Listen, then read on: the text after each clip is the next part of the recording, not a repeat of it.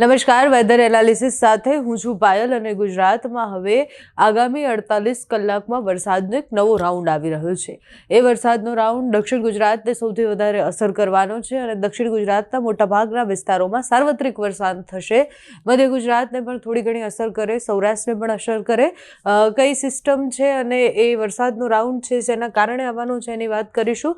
તો આજે તમે સ્થિતિ જુઓ કે વલસાડની આસપાસના વિસ્તારો અને મહારાષ્ટ્ર બોર્ડરના દરિયાકાંઠાના વિસ્તારો, આ બધા જ દરિયાકાંઠાના વિસ્તારમાં વરસાદની સંભાવના છે। સુરત, વ્યારા, વલસાડ, ડાંગમાં વરસાદ પડવાની સંભાવના છે। રાજપીપળા, નર્મદામાં વરસાદ પડવાની સંભાવના છે। સાથે જ ભાવનગર અને દરિયાકાંઠા, પોરબંદરવાળો જે આખો પટ્ટો છે ત્યાં છૂટોછવાયો સામાન્ય વરસાદ પડી શકે તેવી સંભાવના છે। કચ્છમાં છૂટો છવાયો વરસાદ પડે તેવી સંભાવના દેખાઈ રહી છે। એટલે તમે જુઓ કે આ દરિયાકાંઠાનો વિસ્તાર કચ્છની જે નજીકનો છે ત્યાં પણ અમુક વિસ્તારોમાં વરસાદ પડી શકે છે। 16 તારીખે આખા ગુજરાતમાં છૂટો છવાયો વરસાદ પડે, સાથે જ દક્ષિણ ગુજરાતમાં અતિભારે વરસાદની આગાહી દેખાઈ રહી છે। આ સિસ્ટમ કઈ છે? તો અહીંયાથી એક ટ્રફ પસાર થાય છે। આ આખો જે પટ્ટો છે એ પટ્ટાને એની અસર થવાની છે। અરબી સમુદ્ર અત્યારે તમે જુઓ કે ખૂબ એક્ટિવ છે, એટલે આ બાજુ એક કરંટ છે જેના કારણે આખો આ જે ટ્રફ છે એ ટ્રફ ખેંચાઈને નીચે સુધી આવે છે ને એના કારણે દક્ષિણ ગુજરાતમાં તમે જુઓ કે વરસાદ પડતો દેખાઈ રહ્યો છે। સાથે જ મહારાષ્ટ્રની આજુબાજુ એક સિસ્ટમ, બંગાળની ખાડીમાંથી નીકળેલી એ સિસ્ટમ જે છે એ પણ આવી રહી છે। એટલે મહારાષ્ટ્રની નજીક જ્યારે આવે છે દરિયાકાંઠાનો આ ટ્રફ અને આ સિસ્ટમ, આ બંનેના કારણે આ બધા જ વિસ્તારોમાં વરસાદની સંભાવના 17-18 તારીખ સુધી છે।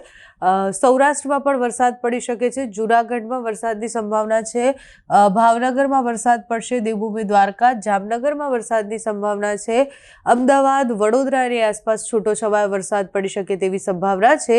ધીરે ધીરે મોન્સૂન વિડ્રોલ પ્રોસેસ જે હોય એ કેવી રીતે થાય, એટલે ઉપરથી નીચે તરફ ચોમાસું જે છે એ પૂર્ણ થતું હોય છે, એમ એની જે તીવ્રતા હોય છે એ પણ ધીરે ધીરે ઓછી થતી જાય જ્યારે ચોમાસું વિદાય લેવાનું હોય ત્યારે। એટલે તમે જુઓ કે ઉત્તર ગુજરાતમાં હવે કોઈ ભારે વરસાદની આગાહી નથી, એટલે ઉત્તર ગુજરાતમાં ભારે વરસાદ નથી પડવાનો, સામાન્યથી મધ્યમ વરસાદ પડવાની સંભાવના છે। બાકી મધ્ય ગુજરાત, સૌરાષ્ટ્રના ભાગો અને દક્ષિણ ગુજરાતમાં વરસાદ પડી શકે છે।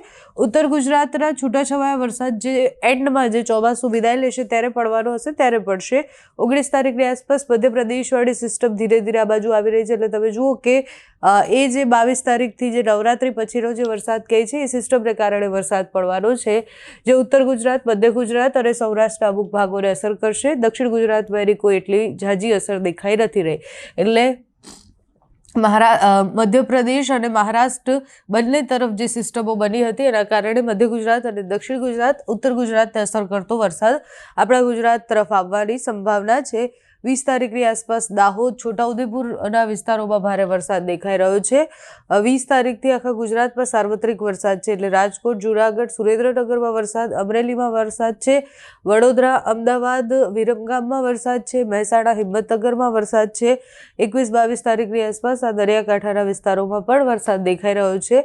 એટલે આખી નવરાત્રિમાં છૂટોછવાયો મધ્યમ ભારે ક્યાંક વરસાદ પડે તેવી સંભાવના હવામાન વિભાગ દ્વારા કરવામાં આવી હતી। એ સિસ્ટમ તો નવરાત્રિ પહેલા જ ગુજરાત પરથી પસાર થતી દેખાય છે, એટલે હવે નવરાત્રિમાં એ સિસ્ટમની અસર થાય છે। એટલે આફ્ટર જે સિસ્ટમ પસાર થઈ જાય એના પછીની જે અસરો હોય છે એ થાય છે કે કેમ એ પણ જોવાનું છે। 21 તારીખ સુધી તો સાર્વત્રિક વરસાદની આગાહી છે। 21 તારીખથી આખા ગુજરાતમાં ખૂબ વધારે વરસાદ પડશે। 19, 20, 21, 22, 23 5 દિવસનો એ વરસાદનો રાઉન્ડ હશે। એ ભયાનક વરસાદ આખા ગુજરાતમાં લઈને આવશે। કચ્છમાં ત્યારે કોઈ વરસાદની સંભાવના નથી દેખાઈ રહી, પણ અત્યારે જે વરસાદનો રાઉન્ડ છે 15, 16, 17, 18 તારીખની આસપાસ સુધીમાં જે વરસાદ પડશે, પછી 19, 20 તારીખ સુધીમાં કોઈ વરસાદ નથી અને પછી 20 તારીખથી આગળના દિવસોમાં વરસાદ દેખાડી રહ્યા છે। એટલે અત્યારે જે વરસાદ પડી રહ્યો છે એ દરિયાકાંઠાના વિસ્તારોમાં જે ટ્રફ ખેંચાઈને આવે છે એના કારણે પડી રહ્યો છે। આગામી દિવસોમાં બંગાળની ખાડીમાંથી નીકળેલી સિસ્ટમ જે છે એ મધ્ય ગુજરાત સુધી અને મધ્યપ્રદેશ સુધી પહોંચે છે અને એના કારણે આખા ગુજરાતમાં સાર્વત્રિક વરસાદને લઈને આવશે। ચોમાસા વિદાય સમયનો એ વરસાદ છે, એટલે ચોમાસા વિદાય સમયનો વરસાદ એ ભરપૂર અને આખા ગુજરાતમાં પડે એવી સંભાવના હોતી હોય છે। અને અહીંયા પણ એ સ્થિતિ છે કે ચોમાસું વિદાય લે, વિડ્રોલ પ્રોસેસ જે છે એ શરૂ થઈ જશે એન્ડ સુધીમાં। સપ્ટેમ્બર એન્ડથી ચોમાસું વિડ્રોલ થવાની શરૂઆત થશે, ઉપરથી નીચે સુધી ધીરે ધીરે ચોમાસું વિદાય લેશે અને એ સમયગાળામાં આખા ગુજરાતમાં વરસાદની સંભાવના છે। અત્યારે જે સિસ્ટમ છે એ સિસ્ટમને કારણે 3 દિવસ વરસાદ પડવાનો છે। એની આગામી સિસ્ટમ જે આવવાની છે એ 22 તારીખથી ખૂબ અસર કરવાની છે, એટલે 20 તારીખથી લઈ અને 27 તારીખ સુધી એ સિસ્ટમની અસર રહેશે. છૂટો છવાયો મધ્યમ વરસાદ પડે તેવી સંભાવના છે. તમારે ત્યાં અત્યારે કેવું વાતાવરણ છે અમને કમેન્ટ્સમાં જણાવજો. અત્યારે આ વિડીયોમાં બસ આટલું. જો તમે અમને યુટ્યુબ પર જોઈ રહ્યા હોય તો સબસ્ક્રાઇબ કરજો, ફેસબુક પર જોઈ રહ્યા હોય તો ફોલો કરજો, અમારા વિડીયોને લાઇક અને શેર કરજો.